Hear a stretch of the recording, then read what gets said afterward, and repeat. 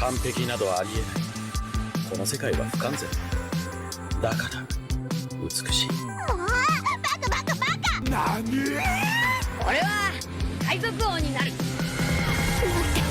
なんて美味しさなの。力を渡した時に言ったことを覚えているかい？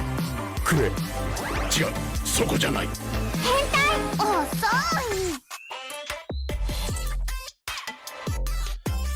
Hello and welcome to More Than Hentai, a podcast that is here to show that anime is far more than just tentacles and catgirls. There's also countless stories of love, loss, laughs, hope, horror, and happiness that are just dying to be found. And I, Brendan White, the Salt and Pepper Senpai, am here to help you find them. More Than Hentai is proudly powered by 8-Bit and our friends over at Audio Technica. Go and upgrade your audio games today over at audio-technica.com. And joining me this episode is a man who is a self-confessed cat dad and fan of story-driven video games. He can be sometimes found streaming on Twitch, dabbling with tabletop RPGs and experimenting with macro photography. From an anime standpoint, he enjoys titles such as Attack on Titan, Spy Family, and Bubblegum Crisis.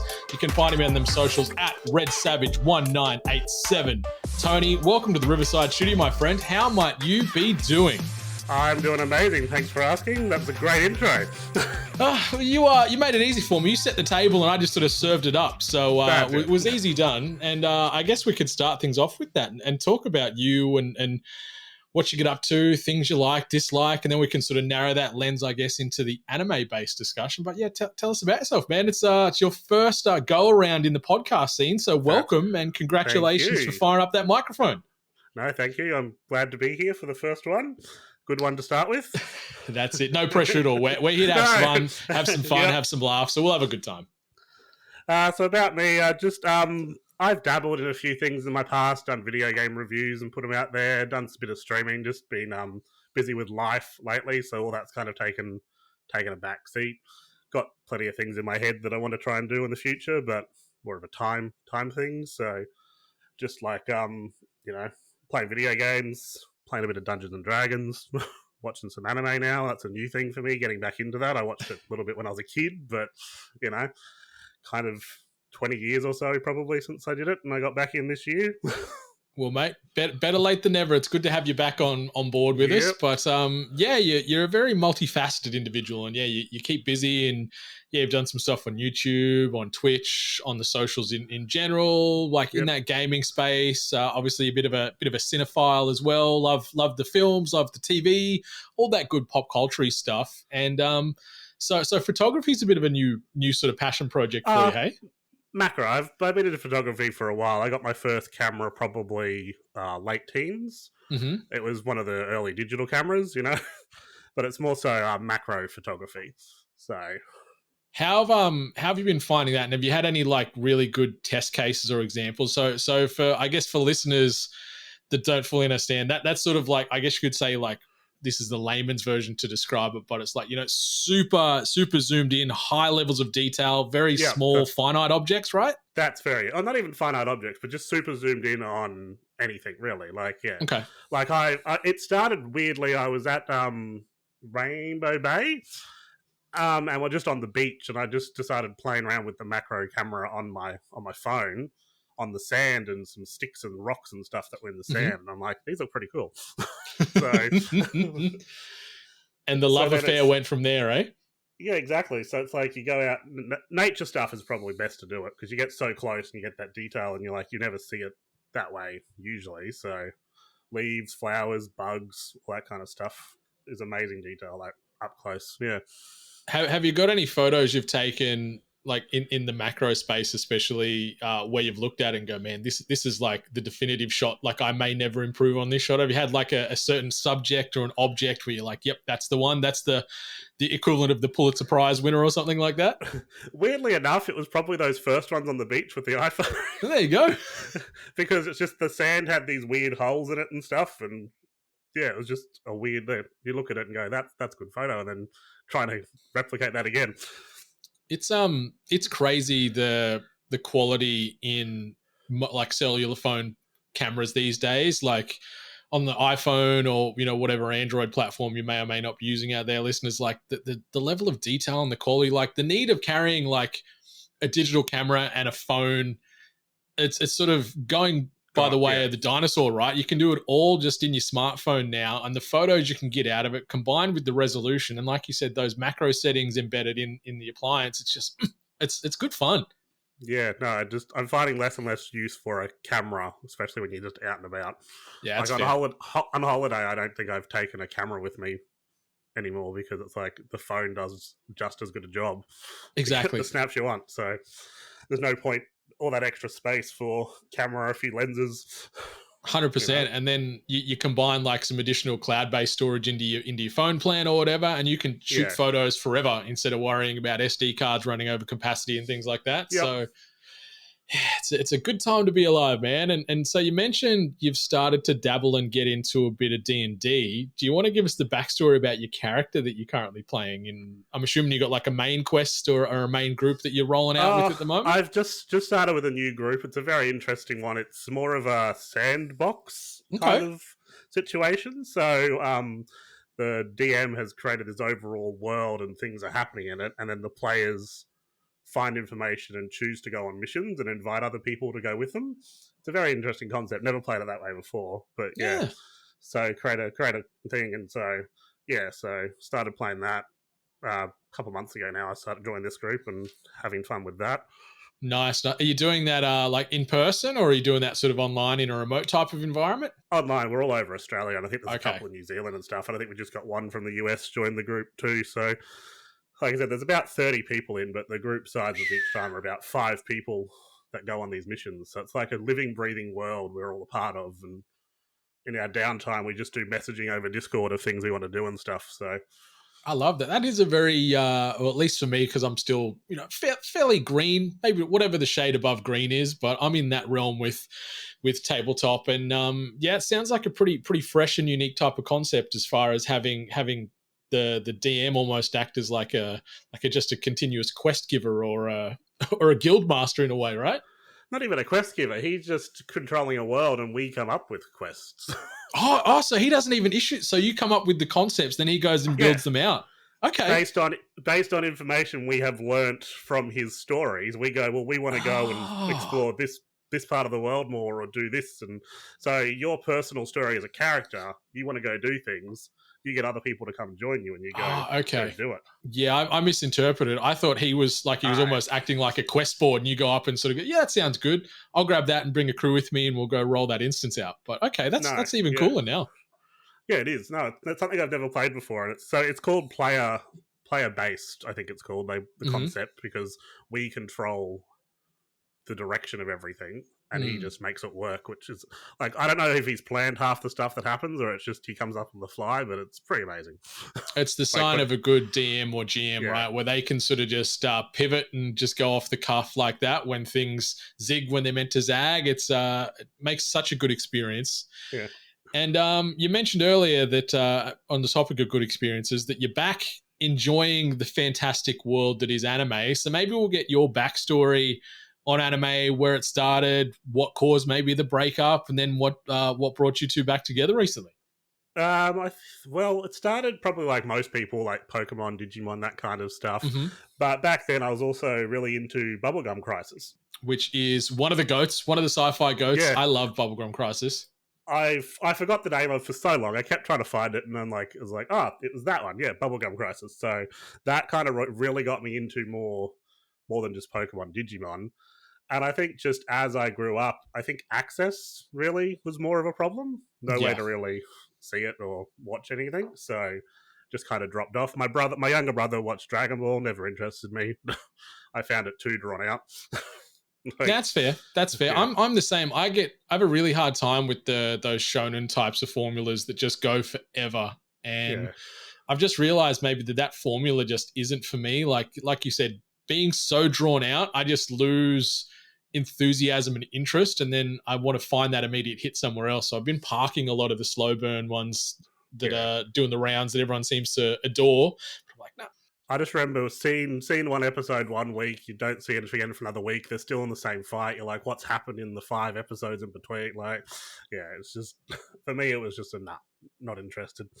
It's super tough. And it's funny because I had an inkling to watch Bubblegum Crisis again the last couple of months, because I was going down a bit of a sort of retro science fiction anime rabbit hole again. And I can't find it here locally outside of potentially finding it illegally or buying the DVD or box set from a stockist. It's not on any streamers. Like locally here in Australia, we don't have any licenses here in the AU, and it sucks ass. Like I said, it took me ages to remember the name of it, and then when I found the name of it, couldn't find it to watch again.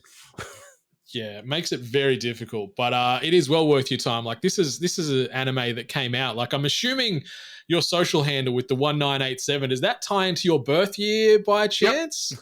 Same year that Bubblegum Crisis made its debut. So there you go. Two great things came out in 1987. Yeah, and I think I watched it probably early, like 94, I think was when I saw it. Yeah, 94, 95, I remember. Yeah. Yeah. Don't know how appropriate it was, but...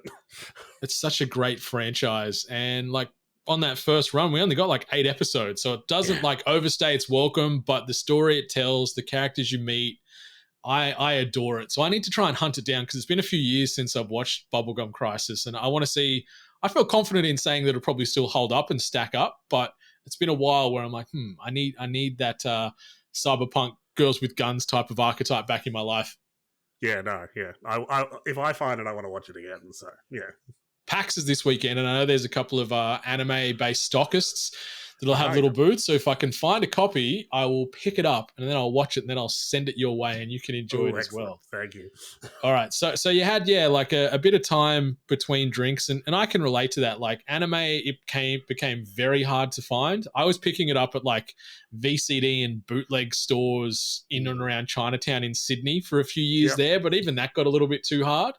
So I parked it and sort of, come back with force the last couple of years. But like now you're back into it. And I sort of mentioned a couple that you've been really vibing with like, things like Spy Family and Attack on Titan, two very, very different anime, two fantastic anime. But like, what is it that's drawn you to those two franchises in particular? Well, Spy Family, I think when I first came back in, I put out there what animes do people think I should watch. I think you suggested Spy Family, so I had a look at it, looked like something I'd enjoy, started watching it. I think it took a couple episodes and then I was hooked. Mm-hmm. Just, I don't know, just the concept of it. Just these people that don't even know anything about each other are a family and doing spy stuff. It's like, to me, it's just like wacky, but makes, it works. Yeah, it really does. And like it's blown up. It's one of the biggest anime on the planet these days. And the second season comes out in a couple of weeks' time, which I'm very excited for. And yes, me too. It's a good time. Like listeners, if you haven't video peeped game it, coming out or something. Yeah, there's a video game coming out on Nintendo Switch, which looks awesome. It's got like a bit of a Pokemon Snap vibe to it from what I can remember. From what I saw in the trailer, and I could be way off the mark, but it looks great. Looks like you're sort of controlling Anya and having some fun, and then just living your best childhood life as well. And I can't wait for the game. I can't wait for season 2, and it's just phenomenal. I'm a big fan. Yep, no, that one hooked me. So that really drew me back into anime as a whole. So that was a good suggestion. Nice. You're welcome, I guess. Attack on Titan's one of those ones, even before I kind of got back into it, I've dabbled a few times and it just never really hooked me. But everyone talks about it and you hear about it all over the place. I'm like, well, what am I not getting? Like, so I kept trying, and I think this time it's hooked me a bit more. Haven't watched it for a little while. I had a bit of a break because of other stuff going on, but it definitely one that I'm like, I want to get back to and keep watching. So, yeah. Hell yeah. So whereabouts are you? So you're not up to date because obviously the final piece of this eternal last season is coming out soon. Do you think you're going to be able to catch up in time by that new episode dropping? Oh, I don't know. That will take some binging, I reckon. Yeah. Yeah. It's a hell of a time. I'm with you though. It took me a few cracks to get into it. Finally got there and really enjoyed it. But then the transition with the studios was the jarring thing for me. Like seeing Mappa and their animation style in this last season is just really hard for me to deal with still, but it's still fine. I need closure on this story. I need to know what's going to happen. No, yeah, that's fair. Yeah. Any other titles you want to shout out as far as, I guess, recent discoveries that you've been really enjoying? Not really. No. Like I said, it's kind of one of those things I'm trying to fit in with everything else. So Attack on Titan was the latest one I was watching, and then that just got busy, had to park it for a bit. But yeah, so I haven't really had the time last couple of months really to watch much else. But yeah, It's one of those things. Yeah, life ain't ever slowing down, and trying to find the time for those passion projects and love interests can always be difficult. But hopefully time loosens its grip on you a little bit the next couple of months, and you can sit down and enjoy the second season of Spy Family, the last parts of Attack on Titan, and maybe watch the rest of the anime in question we're going to be covering today. But listeners, if this is your first time stopping on by, More Than Hentai is a podcast where we're aiming to introduce potentially new anime or new IP to existing or new fans to the genre itself. And we are going to be deep diving on the first episode of a particular anime in each episode of More Than Hentai. And we're going to be doing full spoilers from front to back here. So we could be taking everything from that first episode and, unpacking that to whatever level. So this first episode will have some spoilers attached to it. We're not going to be spoiling the broader plot points. We're not going to be sort of going beyond that and ruining any potential twists or big moments that happen throughout the episodes beyond episode 1. But we sort of built this up where I'll sort of get the co-host in question to sort of fill out a bit of a Q&A, just get an understanding of what they're into, what they're interested in checking out, and then we go away and try and find a new anime that they're yet to watch. Then we watch that first episode, jump on here, and then we unpack it. So the title in focus for this episode of More Than Hentai is known as Darwin's Game, which is a mystery science fiction manga series written and illustrated by Flip Flops, which debuted in December of 2012. An 11-episode anime adaptation directed by Yoshinobu Tokumoto and produced by Nexus aired from January 3rd to March 20 of 2020. Darwin's Game currently holds a score of 7.23 on my anime list, and that is based off 291,000 unique user scores. And it is currently available to watch on Netflix and Crunchyroll, not only here in Australia, but I assume around the world. And the story of Darwin's Game is as follows. High school student Kaname Sudo receives an invitation from a classmate to play Darwin's Game, a mobile game he's never heard of. However, as soon as he opens the application, a green snake suddenly pops out from his phone screen and bites his neck, leaving him unconscious. Waking up in the infirmary without any signs of a snake bite, he is told by the school to take the rest of the day off. Although he is puzzled by what has happened, he dismisses the surreal experience as a hallucination and boards the train home. Unfortunately, his curiosity gets the better of him and he uses the application once again. As the application appears to be just like any other battle game, Kaname breathes out a sigh of relief and decides to start his first match. However, the pleasant surprise is short-lived, as his in-game opponent unexpectedly appears right in front of him and appears to hunt him down with a knife. As he desperately runs for his life, Kaname puts 2 and 2 together and realizes that Darwin's Game is not an ordinary game, but rather it's a brutal fight for survival. So Tony, Darwin's Game, we've checked out the first episode, which is called Opening Battle First Half. Give me your thoughts. Let's see, where do you want to take this discussion? We can go right from those opening scenes. We can jump wherever you want. But yeah, Opening Battle First Half, which is the first episode of Darwin's Game. What did you think? I really enjoyed it. I didn't think when I first started watching it, I was watching it subbed. I don't usually do that because I like to focus, and I can't read and watch things usually because I like to be on my phone, so I have to really sit there and focus. Yeah. So just really to sit there and focus, but I found I could get into it, I could focus, I enjoyed it. It opened with a banger with that just fight. You just open and that fight's going on with the bear. Yeah, with old Banda, the bear mascot, the panda bear mascot, yeah. Who's invisible and comes through the smoke and gets the guy. So yeah, so it starts like that and you're like, oh, what's going on here? So that hooks you. It's got a very interesting opening, and the very first scene you get, it feels like you're watching a bit of an art house indie film where you've got this man, you don't know who the man is, but he's standing at the very top of this skyscraper on this beam, almost about to fall to his death, and he's holding a pigeon and he lets the bird go, and then we get this really artsy shot where there's feathers falling from the sky, and then also these neon butterflies that are starting to fill the screen, and you're like, what the hell is going on here? And then it cuts to, like you said, this man on the run getting chased by Banda, who is this baseball mascot fellow. So he's got a big panda bear head on just a normal humanoid body, and he's chasing this man around. We don't really know what's going on, but the man's running around and he's talking out loud about, oh, maybe I can use some points to try and survive the game, or maybe I can call this guy, but it costs all these points. And you're sort of going, what the hell's happening? What's going on? Like, yeah. And then from there, you get this super quick scene where you see this like cloaked silhouette of a figure giving chase. And it's got these real like Predator vibes for me, just sort of going back to the 80s. The tracker on the phone, beep, beep, getting closer. Yeah.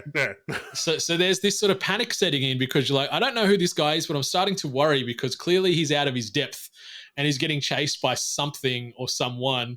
And he's running, and then he hits sort of a dead end. So he stands tall and he can sort of see the silhouette of this other person or thing coming at him. And he's got like this electrical Stanley knife projectile weapon. And he's shooting it into nothingness because you can't see who the enemy is. And you're like, what the hell is going on? Yeah. And then Bunda, the panda, cloaks his way in, avoids these electrical Stanley knife blades, and slices this guy's neck. We get one of those very tropey anime-style blood sprays where the neck was and blood everywhere. Body falls lifeless to the ground, and you can sort of see his phone beside his now lifeless body, and it pops up on the phone screen. It's like, you lose. And you're like, what is going on here? What is happening? Like... I'm all about it, but I still have so many questions.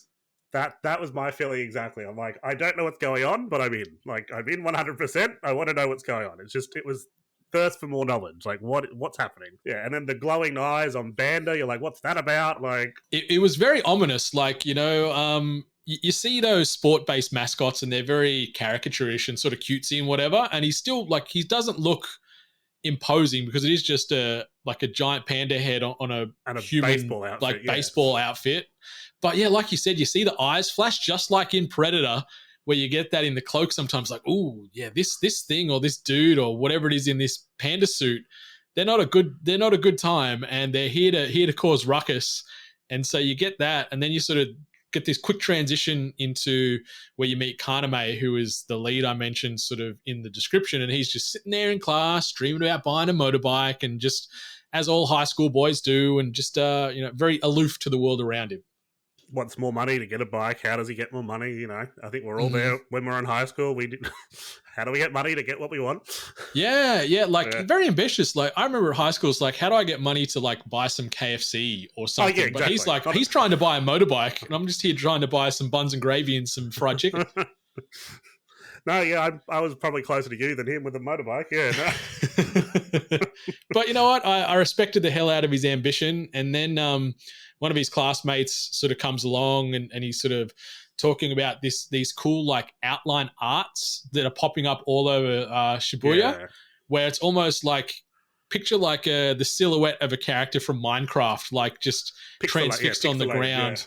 Yeah, so instead of like the chalk outlines of people dying around Japan, they're sort of blocked out as these little blocky pixel outlines, and it's really cool, very distinctive. Which then leads into that whole what is going on more. Like, Exactly, because like I started thinking, okay, so society can see all these things happening, but like no one talks about it. Like it's happening, but it's not happening. So I had some questions. I still have that question. I mean, do people know about it? Like, what's going on? Are they running through streets and like, do people know this is happening? Like, it seems so secret, but it doesn't. There's a lot of mystery and intrigue, and then we sort of get Kyoto coming in, who's another one of Kamade's friends, and he arrives and he's looking for Hamada, and that's who we find out, like the guy that was getting chased that had the electric Stanley knife. His name was Hamada, and clearly he was friends with all these guys, and so Kyoto's starting to panic because he's like, I got a message from Hamada last night and I haven't been able to reach him and I don't know what's going on.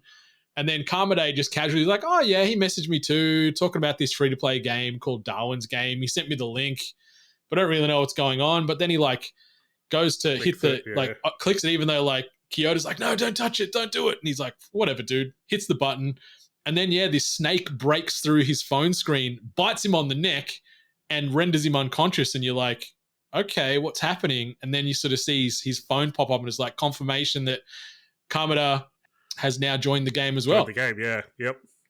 And again, what's going on? Like, that was probably the first 20 minutes was me just going, what is going on here? Like, I want to know. Just give it to me. Yeah, there's a lot of questions going on there because Kaname, sorry, I don't know why I was saying Kamada before, but yeah, Kaname.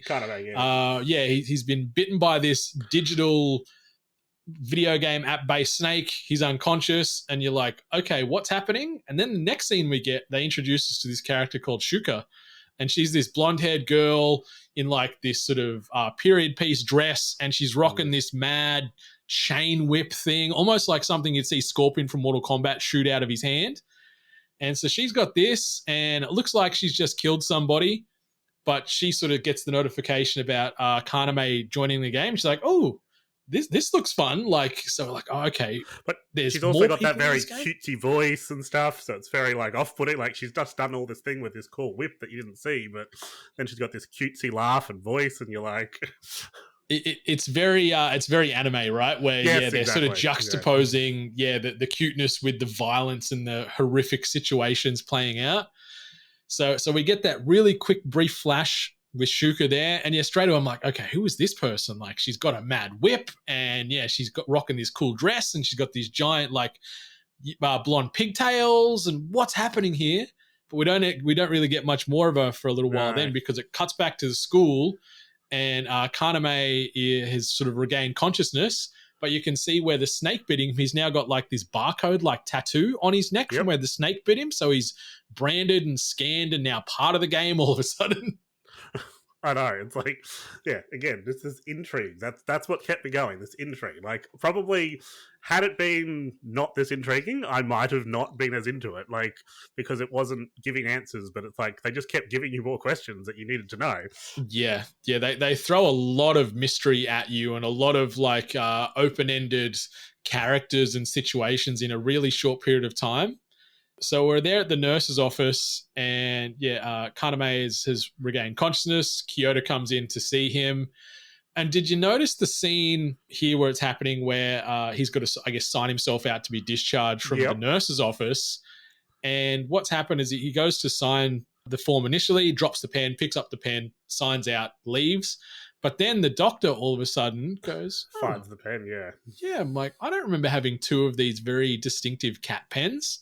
See, this is where watching it a second time probably helped, because I didn't catch that straight away on the first time. So it was the second time when I kind of saw like a flash when there was something going on when he picked the pen up. And I'm like, and then knowing what I knew from later on, what he could do, I'm like, So I think that helped that this time by watching it a second time, because I didn't actually pick it up on the first run. Yeah, this is, I think, the third time I've sort of watched this series now too, and I didn't even pick up the flash until this third viewing, where I guess I maybe wasn't paying full attention, but like he reaches under the bed in the nurse's office, and there's like this bright flash, and I'm like, oh, that's what that's implying now. I get it, and so that was a cool little moment, and then we sort of flash forward to Kaname on the train home, still not feeling the best, I guess, after the snake bite. And as anyone is doing when they're bored and got time to kill, he's playing on his phone and wants to try the new game he downloaded. Yep. Curiosity gets the better of him, because he's like, you know what? I'm going to try this. What's the worst that can happen? And he presses the Darwin's game button. And the second he hits the button, it comes up and says, the battle has started. And then all of a sudden, he sees that on his phone that he's battling Banda, the panda. And then he looks across the same train carriage he's in, and lo and behold, Banda is right in there, like right opposite him. And you're like, what the hell is going on? But before he realizes that, Banda's doing a bit of smack talk through the app, and he's like, I'm the rookie killer, I'm coming for you, and all this stuff. And then it's like, he's 10 meters away from me looking at me in the carriage. And he still doesn't quite get what's about to happen. I think you start catching on as a viewer what's going on, but he's just like, oh, okay, this is weird. He's right over there.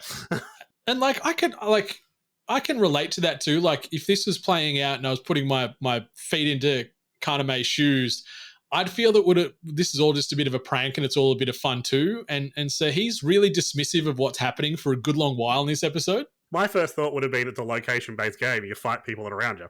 Yeah, that makes sense. We've had the things like, Pokemon Go and all that, which is a location. Yeah, that's how I probably would have thought of it being in that situation. Like, he's on the train. It matched us up because of our proximity. So I can see why he'd be like, oh yeah, that's weird, but he's over there. Yeah, and so yeah, Kaname's sitting there, and you can sort of see that he's trying to process what's going on, and he's sort of feeling like it, like the way I interpret it and watching it out, it's like he's part of just like a prank, like it's a bit of fun, and is maybe like a bit of parody, or maybe it's almost like LARPing here, where he's like because he can see Bunda with the knife, and he's like you can see he's like dismissing. He's like, oh, it's not a real knife, but then tries to stab him, slices his arm, and then he realizes pretty quickly that this isn't a prank, and the knife that Bunda is sort of waving around is real, and it could kill him if he's not careful. So we get this really cool chase scene that's happening once the train stops. They get off the train, they're running around, and Kaname is like yelling out to anybody to help him. And society, where we're sort of talking about, can society see what's going on? They're all very dismissive. They're just like, oh, it's just must be an event that's happening. It's all a bit of fun. There's a mascot running through the street after a kid. Like, what's going on there? Like, yeah. They feel like we've got like punked cameras hiding in the shadows filming this whole thing or something. But in this scene as well, I really enjoyed it because the soundtrack and the music that weaves itself in really like electronic and crunchy and synthy that sort of just really complements this scene. And it just starts ramping up to that whole chase, and it just keeps going. Yeah, makes it, you feel it. Yeah, that's what I felt. Yeah, it gets you excited, gets you in. So they had the whole lead up going, what's going on, and they have this chase scene with the music, and you're like, that was me. I was hooked. I'm like, this is awesome. Like, I still don't know what's going on, but I mean. so that was, you were sort of thinking that that's probably the moment that it really sold it for you, was this scene complementing, like weaving in the music and the animation. So you're like, yep, you've got me. Yeah, they were giving me all these mysteries for the first few, first little while. All these characters, you're trying to figure out what's going on. If they kept doing that, you're probably way too confused to want to continue. But then they just go, bang, here's some action, here's some music, let's go. And it's a cool chase scene because like they don't rush it, but it goes for a little while, and we're seeing Kaname and Bunda weaving their way through just general population, and then Kaname runs up to almost like this little police kiosk asking for help. Help, Mr. Policeman, I'm getting chased by this crazy killer in a panda outfit. And then the policeman can see the panda outfit there, so he starts to realize that it's a real thing. But then, without even hesitating, Banda comes straight on in, slits the cop's throat. The cop's dead straight away, and you're like, what? No one is safe. Because then you're like, okay, so society is part of what's going on, but that's what kind of helped me going, oh, okay, so they can see what's going on. They're part of it. It's not like it's separate somehow, but because the cop just got killed, straight, throat slit, gone. I'm like, society's part of it. That answered that question for me. Yeah, it's kind of cool that they do, I guess, answer these questions or unveil how this world interconnects with normal society in this sort of subtle way of storytelling, where they're like, you know what? Well, there's no questioning what's happening anymore. Like, that police officer's a real person. Yeah. Their throat's now slit, so they can sort of clearly see what's going on, and that this game is existing in amongst sort of the general society. And so we start to worry because, Kaname's realizing, if a policeman's not safe, I'm cooked here. I'm going to die. And now he's caught in this little kiosk. No way out. But lo and behold, Kyoto, school friend from earlier, rolls in with a crossbow nonetheless, shooting Bunda in the shoulder, and then he tells sort of Kaname, run, you got to get out of here. And so Kaname starts running, and then we find out that Kyoto has got an ability as well, which gives him thermal vision, which can, like, in essence, he says that you can see the aura of living things with so thermal he can vision. See Bunda when he goes invisible because he can still see his aura. Yeah, so I think he said something like, that doesn't work on me, or something like that. Yeah, it was a bit of a cool little moment there, and Kyoto's feeling very confident because, he can see Bunda even when he does have his cloak ability on. Mm-hmm. But lo and behold, that confidence was a bit of a swerve because he cops the blade that Bunda was wielding right in the guts, so he gets stabbed in the guts. We then see Kaname run back in, grab Kyoto, and he's trying to get him out, and we're sort of hearing the explanation now from Kyoto as he's holding his guts from stopping from bleeding out everywhere, that every player in the game, and this always jars me, they call it a sigil. Like, I pronounce it sigil. Like, it's the same I call thing, it a sigil right? too. Yeah, I would say I call it sigil. Yeah, sigil like symbol. I think that's what sigil means. It's a symbol of something, like a meaningful symbol. Yeah, so we find out that every player in Darwin's game has a unique sigil, or in the game, especially if you're watching the dub, they call it a sigil, and you're just like, oh, every time it makes my skin crawl. But yeah, they've all got unique sigils or sigils, and yeah, Kyoto's is that he can sense the aura or see the aura of living things. Yep. But yeah, sigil and sigil, that was one of the things that I was just like, ugh, just every time. It was like hearing a dirty word. I was watching this one sub because that's the first one I found, and I just went with it. And so I didn't get that. I read it as sigil. So. You're a lucky man. You're a lucky man, because I've watched it all 3 times dubbed. So I hear sigil for all 11 episodes. So for 33 episodes worth of viewing, I hear sigil, and it's like, I'm gonna have nightmares about it. So that was again more questions like sigils. Ooh, what are these? How do they happen?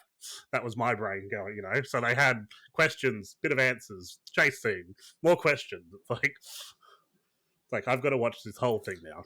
Nice. And we'll talk more about that later, because I'd be curious to know if where you've gotten to beyond episode 1, if you have. So yeah, we find out that each player in Darwin's game has a sigil or a sigil. Ugh.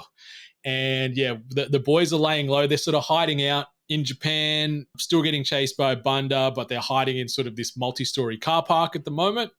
And Kaname's like, just chill out, Kyoto. I'll call an ambulance. I'll get someone here to help. And Kyoto's like, no, when you're in the game or you're in these matches or these battles, the connection to the outside world is severed while you're in the game. So he's trying to call the hospital. Phone won't connect. Phone won't ring. So you're realizing that even though they're existing in this world, they're not at the same time. So like you said, cut off still, yeah. Got some answers, got some more questions. Got an answer, got a lot more questions. Yeah, it's not a nice even slope. It's way more questions than answers, but yeah. And then I think we also start to learn at that point about the tracking. They can track their opponent, but they can't track other people. Yeah, so which is a bit cheeky. Yeah. Like I guess it does present the other player, because these battles, they've all got a time limit. So it's not just a battle till someone's dead. It's you have to find them within an hour or whatever the time period is. So you got in the app or in the Darwin's game app on the smartphone, it shows them as sort of in a general area of interest, so the player can sort of narrow down that chase or that hunt to a rough vicinity. Still have to find them in that area. So yeah. Yes. Bunda has discovered that, they are in the car park or in this series of buildings adjacent to the car park. What's going on? What's happening? And there's a little bit of panic between Kaname and Kyoto about what's happening there and what to do. But then Kyoto's like, don't worry about it, Kaname. The bleeding stopped from this wound. You go do what you got to do. I'm just going to chill out here. And then we get this one line where I had a big eye roll when I rewatched it today when Kyoto's talking about Kaname. He's like, don't worry, you got this. You've got the strongest aura of anyone I've ever seen. I'm like, oh, no.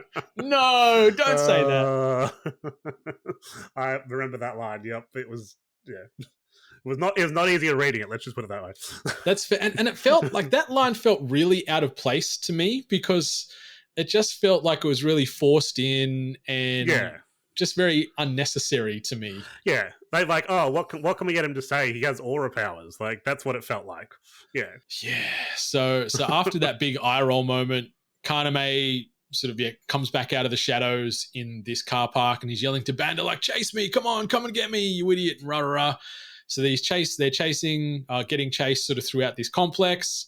Banda narrows down the hunt to like a men's or a women's bathroom, and he sort of goes into this bathroom / change room, thinks he sort of got Kaname locked into this cubicle, but he's like, you know what? I left the blade. I didn't feel that was doing enough for me here. So I've taken the police officer's pistol. And so he starts shooting the gun around, and you think, man, this is escalating even more.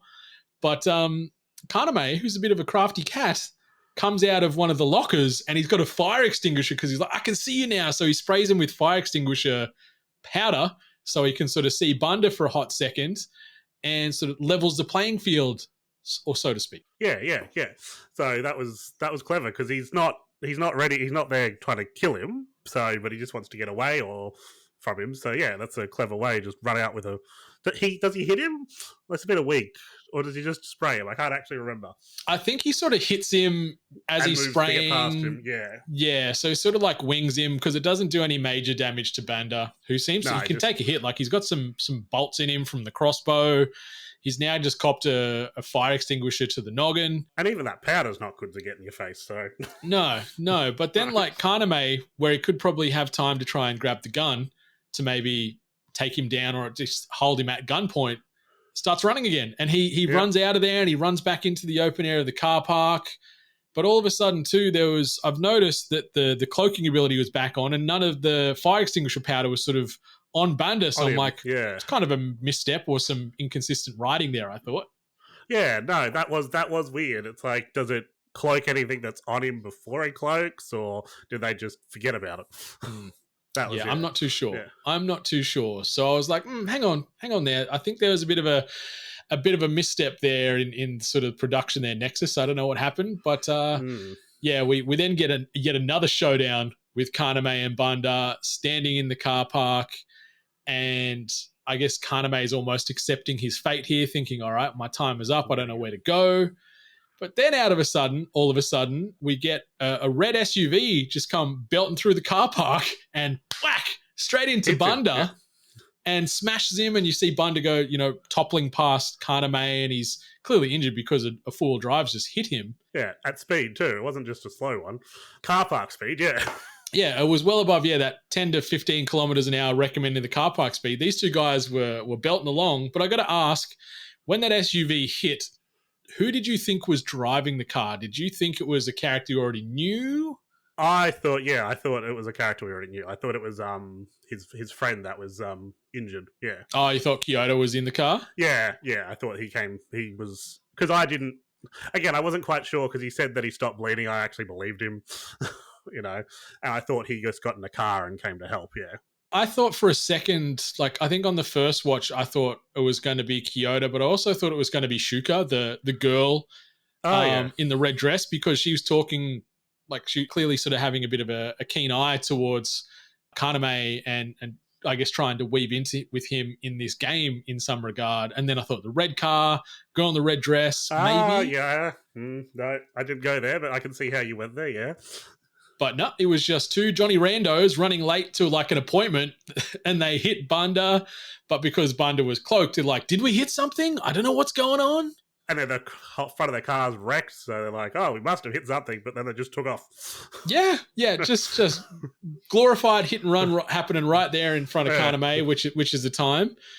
And the interesting thing we start to see then is the impact that has occurred with Banda, because he's sort of starting to try and get up, but you can clearly see that he's taken some pain. But then the countdown on the game ends. So it's, the round or the match is over, and they do a quick calculation as far as the damage that each characters obtain that's taken during the match. And you see that due to that vehicular incident, Banda's taken more damage than Kaname has. And so he's sort of laying against the wall in this car park. And then you start to see him, I wrote it down, you just start to see him get bricked. Like it's, block by block, he's disintegrating into one of those Minecraft chalk outlines. And it's a really cool scene. Yeah, it's a very distinct pop, like a very distinct noise as it happens too. Not a pop, but it's like a very distinct noise as each brick. It's not like all at once either. It's just bit by bit. Yeah, it's a hell of a way to go, because he loses like a foot, and then he'll lose like a bit of thigh, and then all of a sudden like his stomach piece is blown out, and I wonder if they're in pain when all this is happening. Yeah, because he's in pain already, so you don't know.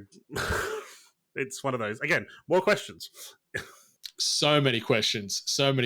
But yeah, it's a cool scene, and it really leans into this sci-fi madness, and I'm like, what is happening here? But I love this sort of kill scene that's happening, and you can sort of still hear Kaname and Banda still having some back and forth, because Kaname still doesn't know what's going on. No, he's like, what is this game? And Bunda's like, oh, that's right. And he's still sort of chuckling as he's going to the afterlife. And it's a cool moment where you can see Banda was clearly just a bad, evil person. Yeah, he enjoyed the killing. The rookie killer. Yeah, the rookie killer. He liked getting into the new people and just killing them and getting points, clearly. Yeah. Yeah, getting a bit of clout within the game, getting to be the very best. So, yeah, that happens, and then Kaname is then able to call an ambulance to sort of come and help Kyoto now that the game's over, and he's running back up sort of the ramp in the car park to where he last saw Kyoto.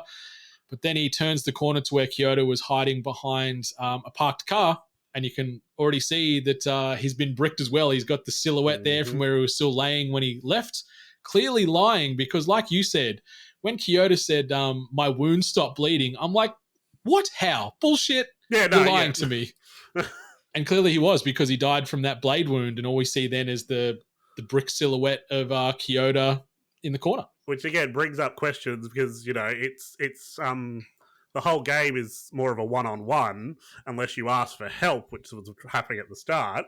He was trying to ask people for help, but Kyoto just inserted himself. So does that mean you join the game that way? Or because you wouldn't think you'd get bricked unless you were part of the game, or, you know.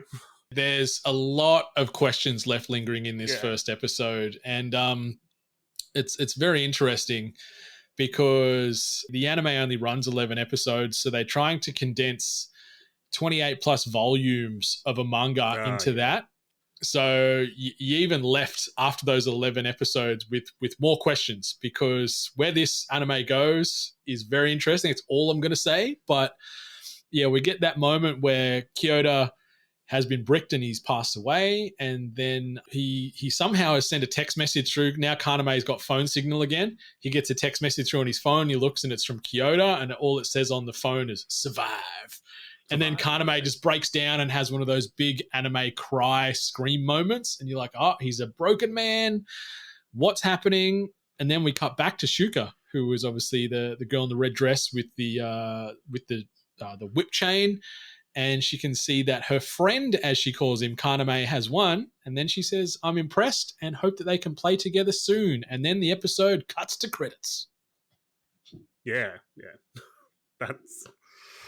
That was like a way to leave it. It's like, what did you think? Like that sort of last third or that final mini act here in the first episode, it still kept you on board. There was nothing that sort of derailed the inness that you had. No, there was nothing that derailed. There was, like I said, there was those weird questions, like you said, with the fire extinguisher stuff not being on him. But no, nothing completely derailed like what I was in. I've been in on this. I have questions. I want answers. This gets cool at points. Like, I love that. Yeah. It's very stylish. It's very distinctive. There is a lot of like death game based anime out there, but this one, because it's got this cool little science fiction-y spin on it, really intrigues me. And their use of music and soundtrack to elevate some of these scenes throughout the 11 episodes really makes it stand up as well. That was something that really kept me. The soundtrack of it. It was very well done. Using the soundtrack when they did, how they did. Yeah, keeps you invested, keeps you watching, keeps you pumped. Like, oh yeah. Yeah, it's like a shot of protein, just like boom, or creatine or something, just gets the heart pumping. So obviously the soundtrack and the use of music is a good part of this first episode. Any other sort of things that stand out to you from a good or a positive perspective that you took away from this first ep? I like a good mystery, so I think these questions was really I really loved. I'm like, oh, I want to figure these out.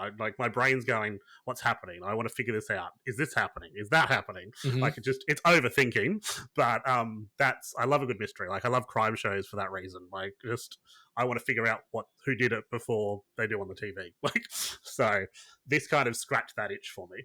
Nice, not nice. In a crime way, not in a crime way, but in a what the fuck is going on?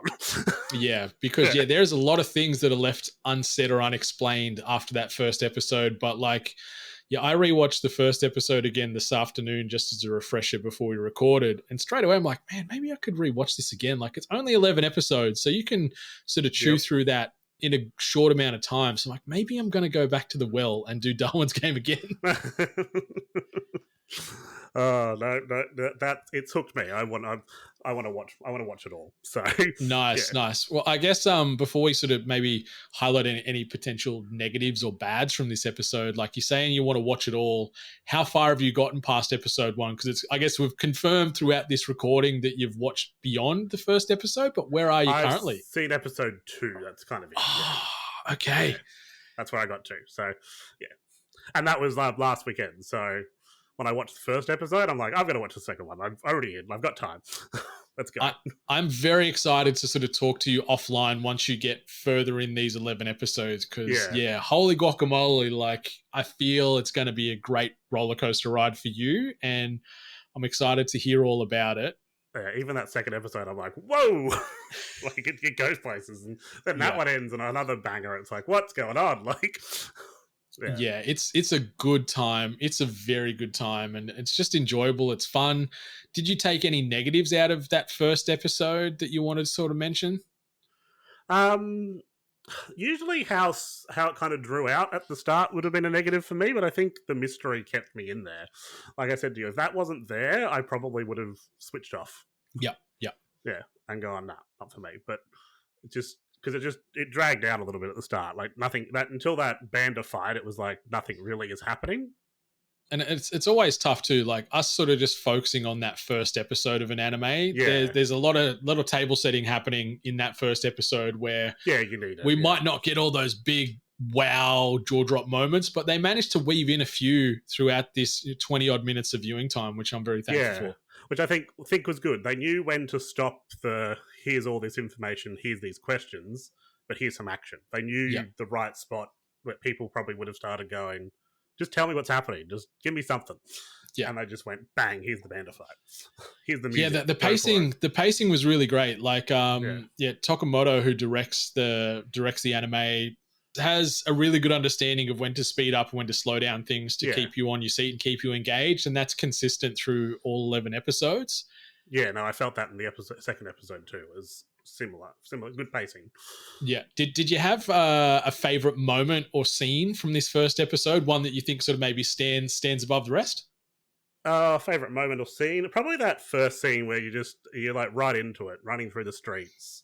You know, that cloak, glowing red eyes. What's going on? Like it's there to hook you straight away. And that was probably my favorite. It's just, this is where it just gives you that, sets you up. It's like, this is how we're starting. Just get used to it. You're not going to know what's going on. Here's a hook, go. Yeah, no, I agree. I think that was probably my favorite scene as well because, the scene just builds, the music builds with it, the craziness builds with it, and then just that contrast between just the general people going about their day and doing the shopping or going to work, and they're sort of just having a chuckle about Kaname Nelly getting killed by a man in a bear suit. Yeah. And then the policeman's like, dead. Like it's like, whoa, okay. Yeah, they don't pull any punches in Darwin's game, which is great. Like there's some violence, there's a lot of blood and viscera. So anyone that is a little bit squeamish, be warned that it's not like a PG-13. You wouldn't be watching this with your kids or anyone that's a little bit more sensitive to violence because there is plenty in these 11 episodes, let me tell you. Yep, and a lot of throat slashing in this first one. Yeah, we get like two throats slit within the first 10 minutes or so. It's it's a time. That blood spray and because what happens with the guts, you don't really see much, but it's that blood, it's that throat being slit and the blood just splurting out. And it's like, oh, they mean business with this violence, so. They really do. And it sounds like you mean business with this watch through. So you're 2 episodes in, you got 9 to go. I guess it's going to be a resounding yes as far as you're going to continue to watch this. Absolutely, yes. That's fantastic. I want resolutions. Like I said, my brain likes to try and figure it out, but I still want to know what's going on. Like, hell yeah. And for any listeners that haven't checked out Darwin's game but are looking for maybe some good comparisons or maybe some anime that you may have watched that would sort of weave in as far as a recommendation. If you've seen Batum, Gleipnir, Battle Game in 5 Seconds, Tomodachi Game, or Dead Man Wonderland, if you've watched any of those or enjoyed any of those, I think you'll be right at home here with Darwin's Game because it's a similar tone, similar concept, and similar sort of themes in and around that kind of vibe. Yeah. No, it's good. It's a good vibe. Yeah. All right, Tony. Speaking of good vibes, I would now like to get your last word presented by our friends over at Japan Crate. Experience Japan through snacks and knickknacks via monthly package drops courtesy of japancrate.com. And while you're there, be sure to use 8bit15 at checkout to save yourself some cash and get free shipping no matter where you are on planet Earth. So, Tony, what is your last word or words if you want to get technical? Because Sam called me up on this the other day. I heard that. Yep. Yeah. What is your last word or words on Darwin's game? I'd say it's a good time. That's how I felt. I enjoyed myself watching it. Like, it was just good time. That's a perfect way to describe anything positive, right? Like, if you can say something's a good time, people naturally go, okay, I need to check that out, or I need to watch that, or do that, or eat that, whatever it is. It's like, if someone tells me it's a good time, I'm like, I'm in, let's go. Yeah. Good's kind of subjective, but good time is more like, oh, you had fun while you're doing it, or watching it, or playing it, or whatever. Yeah, Darwin's game is certainly a good time. Sigil or Sigil aside, it is still a fantastic viewing experience. I actually want to probably start working my way through the manga because I want to see where the story goes beyond these 11 episodes, because the manga's been around since 2012. So it's 11 years worth of manga to catch up on, where we've only got the 11 episodes worth of the anime. And I've still got questions, Tony. I've watched this thing. This is going to be my third viewing now. I've got questions. Okay, that's going to... See, that intrigues me more, because I'm like, what are the questions? Like, what are we not finding out? Like, I'm sure we'll talk more about this offline as your viewing continues. But man, thank you so much for stopping on by the Riverside Studio here. Had an absolute blast having you here riffing Darwin's game. One last time, shout out to where the listeners can find you and all your good stuff, and anything else you wanted to mention before we close this studio down for another couple of weeks. You can find me pretty much everywhere now, like Twitter. I'm not calling it X, not what it's called. Twitter, Instagram, Threads, at Red Savage 1987. Can I get the backstory? Red Savage, where'd that come from? That's been my gamer name since like gamer names were first a thing. So I think the Xbox 360. Mm-hmm. And I think my favorite color back then was red, and you just needed a word that kind of sounded cool because, you're a teenager. So it's just one of those things that kind of has stuck with me since. So, yeah. It works. It's not embarrassing, at least, And people shorten it to red in game chat, so... See, I like that too. Yeah, it makes you feel like a fighter pilot or something. Red leader standing by. Exactly. I love that. But yeah, be sure to check out all the cool things that Tony does there over at Red Savage 1987 on all them socials. Hopefully you can get back to streaming and making some video-based content on Twitch or TikTok or YouTube in the coming weeks or months once life settles down. Probably months, but I've got thoughts going on. Maybe not that months, is half but the battle. Month or two, yeah.